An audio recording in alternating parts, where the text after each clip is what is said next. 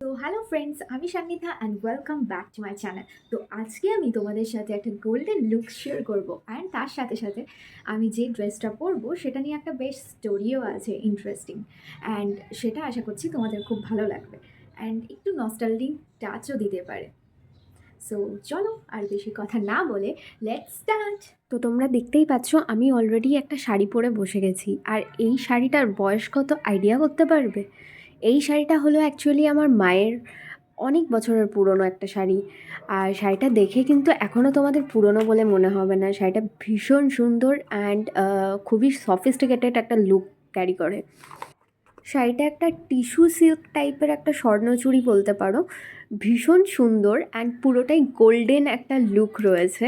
আর সেটার সাথে আমি একটা রেড কালারের ব্লাউজ দিয়ে পেয়ার আপ করেছি। আমি জানি না কেমন লাগছে, যেহেতু শাড়ির পার্টটা খানিকটা হলেও একটা রেডিশ ব্যাপার ছিল, তাই সেই কারণেই আমি ভাবলাম পুরো গোল্ডেন না পরে একটা রেডিশ কিছু দিয়ে পরলে অনেক বেশি কালারফুল লাগবে অ্যান্ড হাইলাইটেড লাগবে। তো তোমরা অবশ্যই আমাকে জানিও কিন্তু এই শাড়িটার বয়স তোমরা কত বলে মনে করছো। শাড়িটার বয়স প্রায় 29 বছর। তো বুঝতে পারছো, জাস্ট 29 বছর ধরে এই শাড়িটা সুন্দর করে আলমারিতে গুছানো অবস্থায় ছিল। এইবারে আমি যখন শিলিগুড়ি এসেছিলাম তখন মায়ের আলমারি থেকে বেশ কিছু শাড়ি আমি নিজের জন্য আনছিলাম।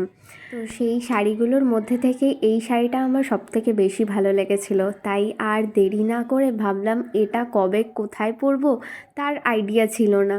তাই ভাবলাম কেন নয় যে বাড়িতে বসেই একটা সুন্দর মেকআপ লুক ক্রিয়েট করে নিই। তাই তোমাদের সাথে এই সুন্দর একটা ট্র্যাডিশনাল মেকআপ লুক শেয়ার করছি।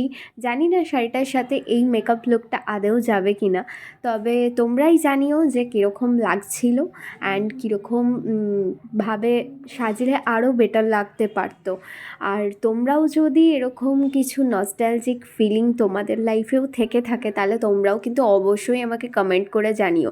জানি কম বেশি অনেকেরই মায়ের শাড়ি বা জেঠিমার শাড়ি ছোটোবেলা থেকেই আমরা পরে আসি। শাড়ি বলতে গেলে আমি খুব কম জায়গাতেই পরি, তবে হ্যাঁ, ট্র্যাডিশনাল কোনো ধরনের ওকেশন থাকলে আমি কিন্তু শাড়ি পরা থেকে একদমই বিরত থাকি না। তখন কিন্তু আমার মধ্যেও ওই শাড়ি পরার ভূতটা কিন্তু চেপে বসে। তাই যাই হয়ে যাক না কেন, ঝড় বাদল যাই হয়ে যাক, আমি কিন্তু শাড়ি পরবই। ছোটোবেলা থেকেই আমরা কিন্তু জেঠিমা কাকিমা মা এদের শাড়ি পরা স্টাইল দেখেই আমরা কিন্তু শাড়ি পরা শিখে এসেছি। জানি না তোমাদের মধ্যে কারা কারা এরকম রয়েছো, হয়তো কম বেশি অনেকেই থাকবে। তারা কিন্তু অবশ্যই তোমরা তোমাদের কথাগুলো শেয়ার করতে কমেন্ট বক্সে ভুলো না। আমি আমার দিক থেকে সমস্তটা শেয়ার করার চেষ্টা করলাম। তো চলো এবার তোমাদের সাথে আমি ফুল লুকটা কমপ্লিট করে দেখাই। তো তোমাদের সাথে পুরো লুকটা আমি একদম সেজে শেয়ার করছি, তো তারপরে তোমরা জানিও আমাকে কেমন লাগে। My heart rages around like an ocean in my head, because there are so many things that I left unsaid.